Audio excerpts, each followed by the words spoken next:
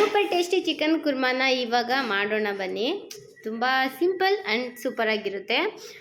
ಒಂದು ಪಾತ್ರೆಗೆ ಎಣ್ಣೆನ ಹಾಕಿ ಅದು ಸ್ವಲ್ಪ ಕಾದ ನಂತರ ಅದಕ್ಕೆ ಶುಂಠಿ ಬೆಳ್ಳುಳ್ಳಿ ಮತ್ತು ನಾನು ಈರುಳ್ಳಿ ಪೇಸ್ಟ್ ಮಾಡಿ ಇಟ್ಕೊಂಡಿದ್ದೀನಿ. 2 ಪುಟಾಣಿ ಈರುಳ್ಳಿ ನಾನು ಸ್ವಲ್ಪ ಮಾಡ್ತಿರೋದು, ಅದಕ್ಕೋಸ್ಕರ 2 ಬೆಳ್ಳುಳ್ಳಿ ಮತ್ತು ಒಂದು 1/2 ಇಂಚಷ್ಟು ಶುಂಠಿ ನಾನು ಅಷ್ಟೇ ತೊಗೊಂಡಿರೋದು. ಅದು ಇವಾಗ ಎಣ್ಣೆಯಲ್ಲಿ ನೀಟಾಗಿ ಫ್ರೈ ಆಗಬೇಕು. ಆ ಹಸಿ ಸ್ಮೆಲ್ ಇದೆಯಲ್ವಾ, ಅದೆಲ್ಲ ಹೋಗಬೇಕು. ಅದು ಹೋಗೋವರೆಗೂ ಸ್ವಲ್ಪ ಎಣ್ಣೆನಲ್ಲೇ ಸ್ವಲ್ಪ ಹೊತ್ತು ಫ್ರೈ ಮಾಡಿ. ಚೆನ್ನಾಗಿ ಅದು ಹಸಿ ಸ್ಮೆಲ್ಲೆಲ್ಲ ಬಿಡುತ್ತೆ. ತುಂಬ ಟೇಸ್ಟಿಯಾಗಿರುತ್ತೆ ಮತ್ತು ತುಂಬ ಸಿಂಪಲ್ಲಾಗಿ ಕೂಡ ಇರುತ್ತೆ. ನಾನು ಚಿಕನ್ನ ಮೊದಲೇ ಮ್ಯಾರಿನೇಟ್ ಮಾಡಿ ಇಟ್ಕೊಂಡಿದ್ದೀನಿ. ಮ್ಯಾರಿನೇಟ್ ಮಾಡೋದಕ್ಕೆ ನಾನು ಎಕ್ಸ್ಟ್ರಾ ಪುಡಿಗಳನ್ನ ಏನೂ ಆ್ಯಡ್ ಮಾಡ್ಕೊಂಡಿಲ್ಲ. ಅಂಗಡಿದು ಮನೆಯಲ್ಲೇ ಇರುವಂತಹ ಖಾರದ ಪುಡಿ, ಧನಿಯಾ ಪುಡಿ, ಅರಿಶಿನ ಮತ್ತು ಸ್ವಲ್ಪ ಪೆಪ್ಪರು, ಲೆಮನ್ನು ಮತ್ತು ಸಾಲ್ಟ್ ಹಾಕ್ಕೊಂಡಿದ್ದೀನಿ ಅಷ್ಟೇ. ಎಕ್ಸ್ಟ್ರಾ ಏನೂ ಹಾಕಿಲ್ಲ. ಅಷ್ಟು ಹಾಕಿದ್ರೇ ಸಾಕು, ತುಂಬ ಚೆನ್ನಾಗಿ ಅದು ಎಲ್ಲ ಮಸಾಲೆನ ಹಿಡಿದಿಟ್ಕೊಳ್ಳುತ್ತೆ. ಅದು ಇವಾಗ ಅದನ್ನು ಬಾಣಲಿಗೆ ಹಾಕಿದ್ವಲ್ಲ, ಅದನ್ನ ನೀಟಾಗಿ ಎಲ್ಲದನ್ನು ಮಿಕ್ಸ್ ಮಾಡಬೇಕು.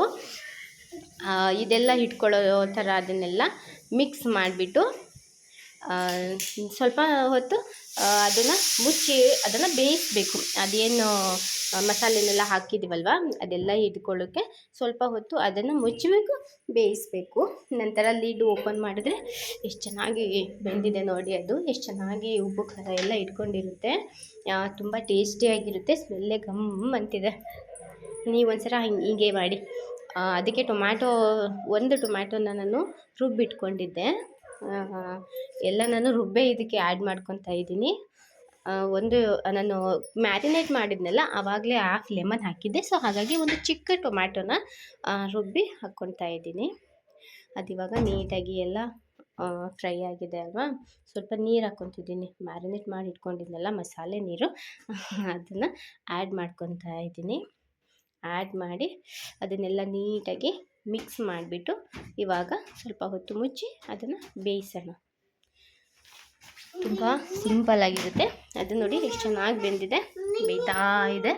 ಅದಕ್ಕೆ ಇವಾಗ ಮೇಲ್ಗಡೆ ಸ್ವಲ್ಪ ಕೊತ್ತಂಬರಿ ಸೊಪ್ಪು ಮತ್ತು ಪುದೀನನ ಚಾಪ್ ಮಾಡಿ ಇಟ್ಕೊಂಡಿದ್ದೆ. ಇವಾಗ ಅದನ್ನು ಆ್ಯಡ್ ಮಾಡಿದೆ.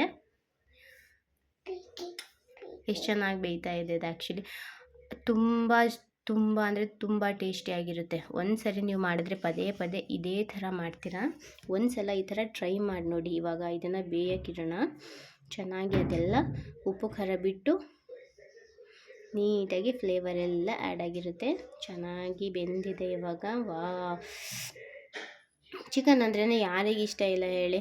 ಎಣ್ಣೆ ಎಲ್ಲ ಬಿಟ್ಕೊಂಡಿದೆ, ಚಿಕನ್ ಎಲ್ಲ ನೀಟಾಗಿ ಬೆಂದಿದೆ.